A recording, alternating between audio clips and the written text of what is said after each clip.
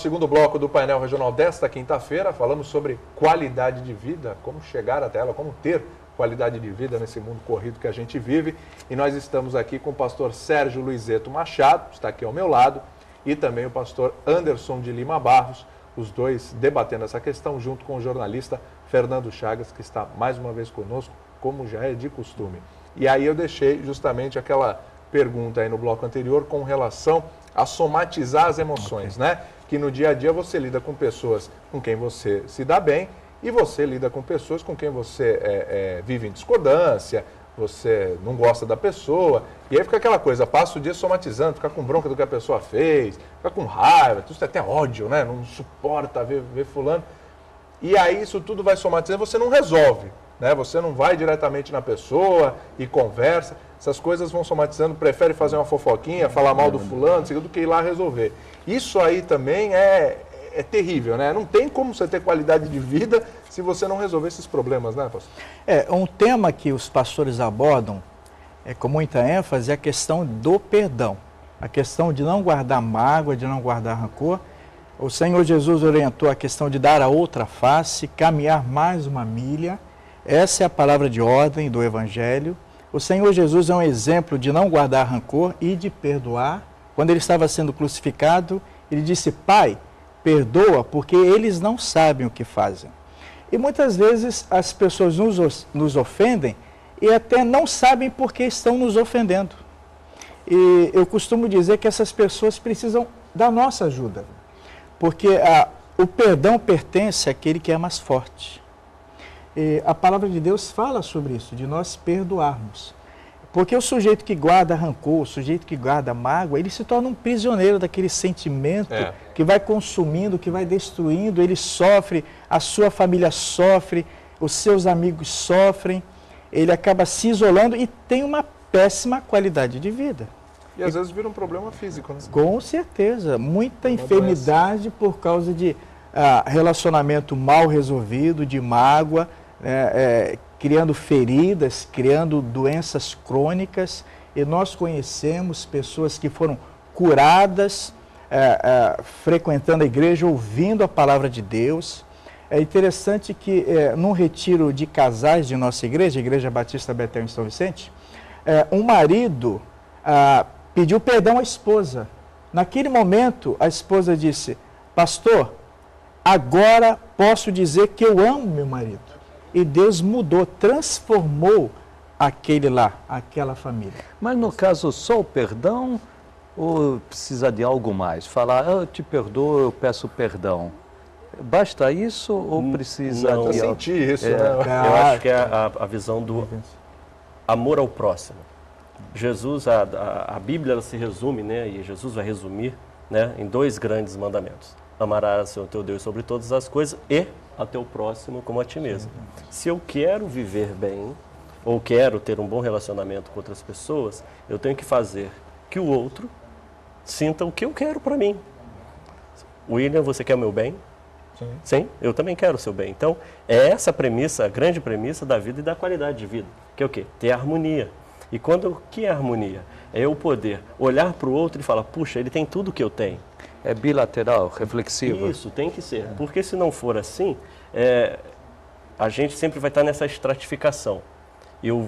E aí é onde entra alguns problemas que nós temos no Brasil, causados por questões culturais. Jeitinho brasileiro, levar vantagem. Que é a antessala da corrupção. Que é a antessala da corrupção, justamente isso. Porque a inveja, que é um grande mal que está dentro do ser humano, e isso acaba provocando o quê?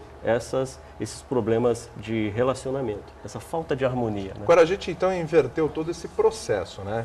Porque, pela lógica, nós devíamos sempre estar de braços abertos para o próximo, para um parente, para um amigo, para novas amizades.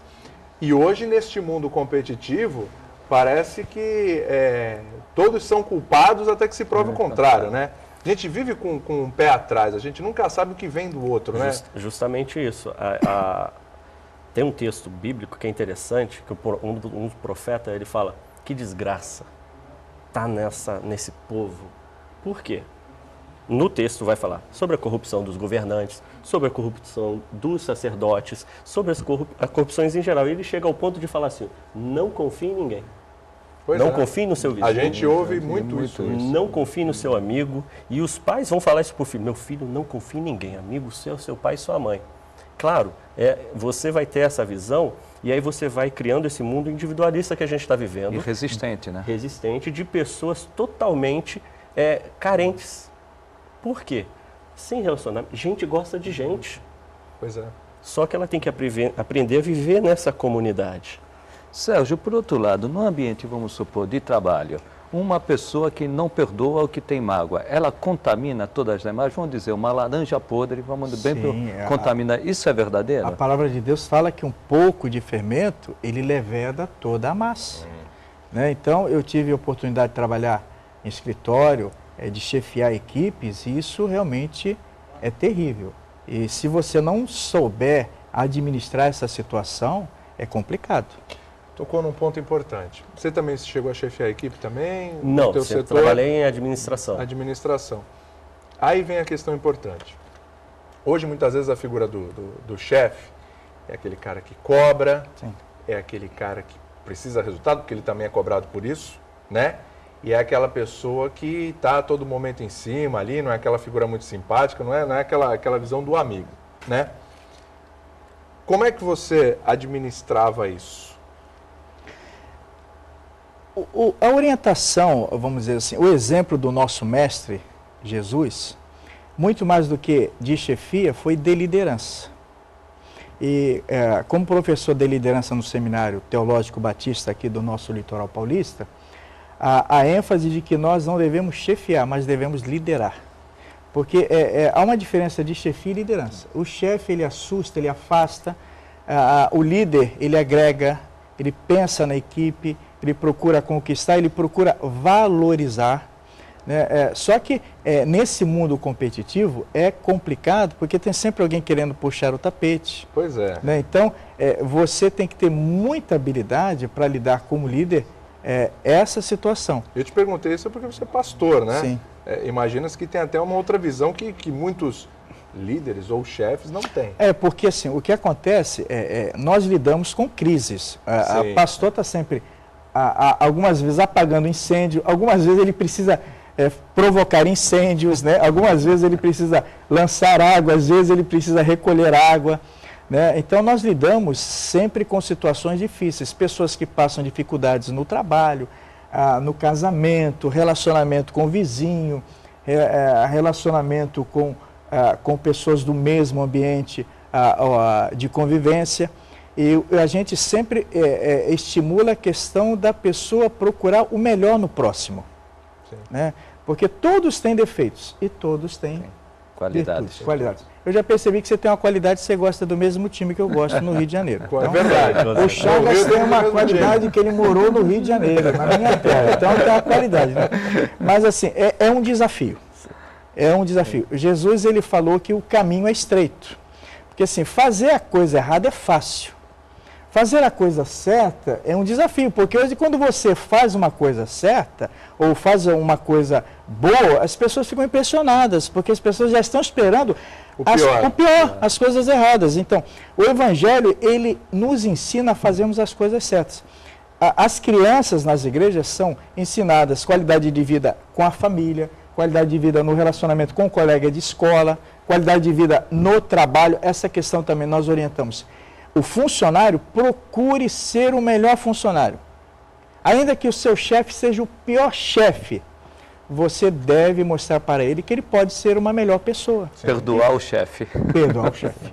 Orar, pedir a bênção. É aquela velha história também, porque assim, a gente vê muitos casos trabalha fulano e ciclano, né?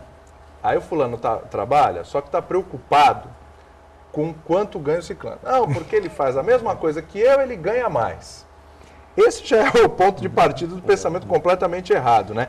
Será que o certo não é essa pessoa falar assim, estou trabalhando direito, estou trabalhando bem, eu vou chegar lá, não importa o outro, importa o seu caminho? Eu vi até uma frase do Max Geringer, eu achei interessante essa semana, e ele falando sobre mérito e o puxa-saco. Perfeito. Né? Porque dentro da empresa você vai ter esse embate, né? O que gosta de adular, né? Tudo bem, Chagas? Puxa, você é meu amigo, né? Não tem uma boquinha para mim, então aquela coisa. Gostei do seu terno hoje. Gostei do seu terno. Aí é demais, né? Então, e tem o meritório. Só que muitas vezes, né, quando o chefe ele não é um líder, ele provoca uma situação adversa dentro da empresa. Porque ele não sabe reconhecer o mérito, mas ele só reconhece o agrado porque ele também trabalha com essa situação. E ele provoca um problema relacional dentro do trabalho. E essa pessoa, aí é que entra o desequilíbrio na qualidade de vida. Se essa pessoa não tiver algo que dê um suporte, e a igreja sustenta muitas vezes isso. Até apoio psicológico? Psicológico, por quê? Ela chega lá toda desesperada, uma palavra do pastor, ou às vezes uma orientação, simples que seja. E essa pessoa se perde, né? Ela ela começa, perdão do termo, mas começa a avacalhar no trabalho. Sim. Né? E acontece que ela é mandada embora e a outra continua lá, né? Continua porque a relação dela não é meritória. Às vezes ela é incompetente. Exatamente. E ele precisa fazer aquilo ali para manter a sustentabilidade no trabalho.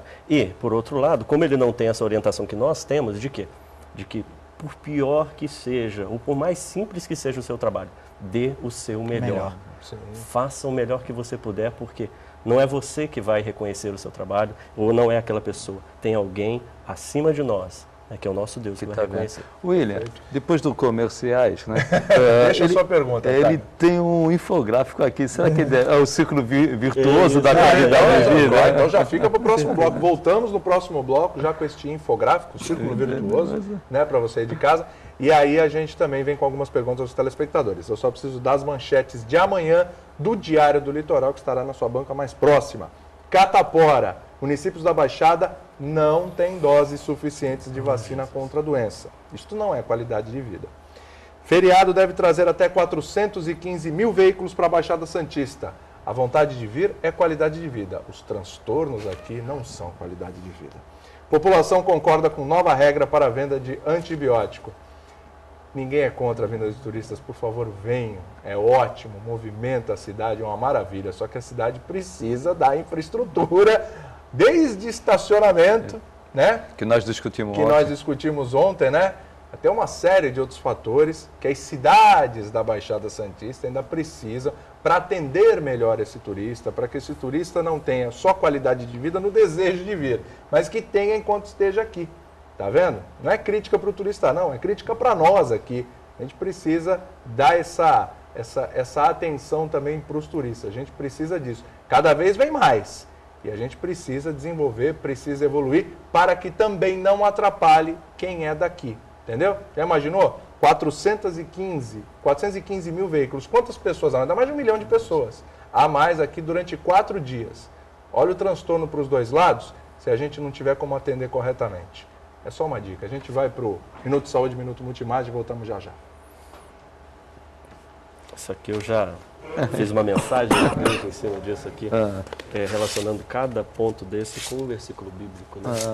Então você tem assim é a estrutura. A estrutura. Obrigado. É interessante.